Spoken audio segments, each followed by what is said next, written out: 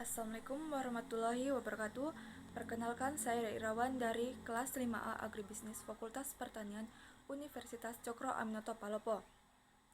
Nah, pada kesempatan kali ini saya akan membahas mengenai materi-materi manajemen sumber daya manusia untuk menyelesaikan tugas akhir saya, yaitu tugas ujian akhir semester mata kuliah manajemen sumber daya manusia yang telah diberikan oleh Dr. Marlina Bakri, SPD, MPD, selaku dosen pengampu mata kuliah manajemen sumber daya manusia. Untuk mengefisienkan waktu, langsung saya akan masuk pada materi yang pertama, yaitu materi pertama membahas tentang pelatihan, pengembangan, dan evaluasi, yang dimana pengembangan merupakan proses pembelajaran yang melibatkan perolehan keahlian, konsep, peraturan, atau sikap-sikap untuk meningkatkan kinerja tenaga tua. Yang kedua, ada pengembangan, di mana pengembangan diartikan sebagai penyiapan individu untuk memikul tanggung jawab yang berbeda atau yang lebih tinggi dalam perusahaan. Yang ketiga itu ada evaluasi kerja, yang dimana suatu metode dan proses penilaian dan pelaksanaan tugas seseorang atau sekelompok orang atau unit-unit kerja dalam suatu perusahaan atau organisasi sesuai dengan standar kinerja atau tujuan yang ditetapkan lebih dahulu, di mana ada tujuan pelatihan, pengembangan, dan pengembangan. Tujuan diselenggarakan pelatihan dan pengembangan menurut Shimamura didaerahkan untuk membekali, meningkatkan, dan mengembangkan kompetensi kerja guna meningkatkan kemampuan produktivitas dan kesejahteraan. Yang pertama itu ada memperbaiki kinerja karyawan-karyawannya yang bekerja secara tidak memuaskan. Yang kedua itu ada memuktahirkan keahlian para karyawan sejalan dengan kemajuan teknologi. Yang ketiga itu ada mengurangi waktu pembelajaran bagi karyawan baru agar kompeten dalam pekerjaan. Yang keempat itu ada membantu memecahkan masalah operasional. Yang kelima, mempersiapkan karyawan untuk promosi. Satu cara untuk menarik, menahan, dan memotivasikan karyawan adalah melalui program pengembangan karir yang sistematis. Yang keenam itu ada mengorientasikan karyawan terhadap organisasi. Yang ketujuh, memenuhi kebutuhan pertumbuhan pribadi. Tujuan dari evaluasi kinerja. Yang pertama itu ada meningkatkan saling pengertian di antara karyawan tentang persyaratan kinerja. Yang kedua itu ada mencatat dan mengakui hasil kerja seseorang karyawan sehingga mereka termotivasi untuk berbuat yang lebih baik dan sekurang-kurangnya berprestasi sama cengat prestasi yang terdahulu. Yang ketiga itu ada memberikan peluang kepada karyawan untuk mendiskusikan keinginan dan aspirasinya dan meningkatkan kepedulian terhadap karir dan terhadap pekerjaan yang diembannya sekarang. Yang keempat itu ada mendefinisikan atau merumuskan kembali sasaran masa depan sehingga karyawan termotivasi untuk berprestasi sesuai dengan potensinya. Yang kelima itu ada memeriksa rencana pelaksanaan dan pengembangan yang sesuai dengan kebutuhan pelatihan, khususnya rencana diklat, dan kemudian menyetujui rencana itu jika tidak ada hal-hal yang diingin diubah. Materi yang kedua itu yaitu membahas tentang model aplikasi dan manfaat pengembangannya. Model aplikasi pemasaran. Aplikasi marketing merupakan aplikasi khusus untuk pemasaran atau aplikasi yang dapat digunakan pada berbagai perangkat seluler. Aplikasi ini bertujuan untuk menarik sebanyak mungkin pengguna untuk aplikasi dan menghasilkan pendapatan. Yang kedua itu ada tujuan dan manfaat aplikasi bagi manajemen pemasaran. Yang pertama itu mampu menjangkau calon konsumen dengan biaya yang lebih murah. Yang kedua itu ada mampu melacak dan mengukur data respon konsumen terhadap aktivitas marketing yang dilakukan perusahaan. Yang ketiga itu mampu menjangkau pasar global sebagai bangsa pasar baru. Yang keempat itu ada menyajikan promosi yang lebih baik. Yang kelima itu mempermudah pembelian dibandingkan dengan sistem online. Nah, manfaat pengembangan sumber daya manusia yaitu untuk memastikan bahwa perusahaan lain memiliki orang-orang yang berkualitas untuk mencapai tujuannya, yaitu kinerja yang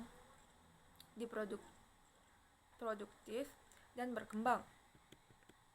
Nah, materi yang selanjutnya itu membahas tentang kompensasi dan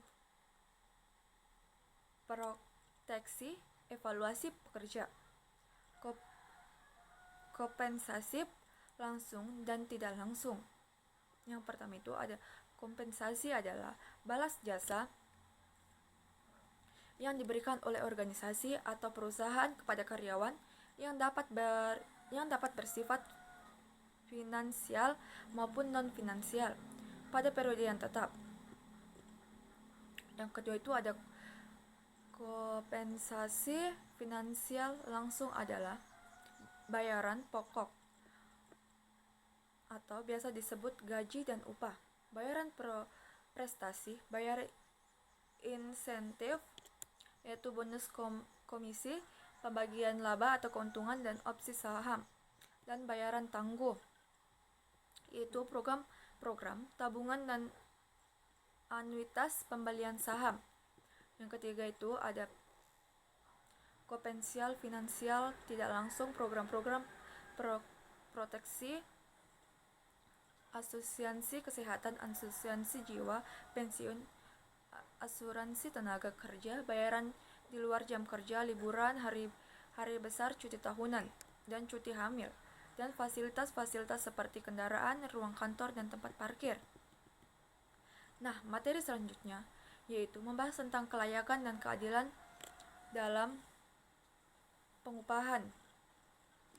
Keadilan adalah suatu fundamental dari sistem kompetensi. Pernyataan seperti perlakuan yang adil untuk semua pegawai merefleksikan sebuah pelatihan terhadap keadilan. Tujuan keadilan perusahaan untuk menjamin keadilan kompensasi untuk semua individu dalam hubungan ketenaga kerjaan. Yang kedua itu ada selain masalah keadilan, maka dalam kompensasi perlu juga memperhatikan kelayakan dalam arti upah yang diterima karyawan. Selain adil juga harus layak. Kelayakan ini bisa membandingkan upah jabatan yang sama pada perusahaan-perusahaan lain, atau bisa juga dengan menggunakan peraturan pemerintah tentang upah minim. Nah, materi yang berikutnya itu membahas tentang hukum dan ketenaga kerjaan. Ketenaga kerjaan merupakan istilah baru dalam bidang ilmu hukum pada umumnya dan bidang hukum perubahan pada khususnya, karena istilah itu timbul dari akibat dari tuntutan hukum perburuhan itu sendiri serta perkembangan hukum nasional yang didasarkan pada sumber dari segala sumber hukum yaitu Pancasila dan Undang-Undang Dasar 1945. Yang kedua itu ada dalam pelaksanaannya secara operasional tenaga kerja dibagi menjadi 3, yaitu pre-employment sebelum masuk kerja, during employment dalam hubungan kerja, dan post-employment sesudah bekerja. Materi berikutnya itu membahas tentang hubungan antara karyawan dengan industrial. Hubungan industrial adalah kegiatan yang mendukung terciptanya hubungan yang harmonis antara pelaku bisnis yaitu perusahaan, karyawan, dan pemerintah sehingga tercapai ketenaga kerjaan dan kelangsungan berusaha. Tujuan hubungan industrial yaitu hubungan yang harmonis, dinamis, kondusif, berkeadilan perusahaan. Yang ketiga itu ada cara menjalin hubungan baik antara karyawan dan perusahaan. yaitu outing, liburan, makan siang, memberi penghargaan. Nah, materi yang terakhir yaitu membahas tentang manajemen sumber daya manusia, pemberhentian dan pensiun. Pemberhentian pegawai adalah pemutusan hubungan kerja baik untuk sementara maupun untuk selamanya yang dilakukan oleh perusahaan atas permintaan pegawai atau karena kehendak pihak perusahaan. Kedua itu ada bentuk-bentuk pemberhentian pegawai yaitu pensiun, pemberhentian atas permintaan sendiri dari pegawai. Yang ketiga itu ada pemberhentian langsung oleh pihak perusahaan. Yang keempat itu ada pemberhentian sementara. Nah, di mana pengertian pensiun adalah pemberhentian dengan hormat oleh pihak perusahaan terhadap pegawai yang usianya telah lanjut dan dianggap sudah tak produktif lagi atau setelah usia 56 tahun, kecuali tenaga pengajar dan instruktur dapat berusia 65 tahun.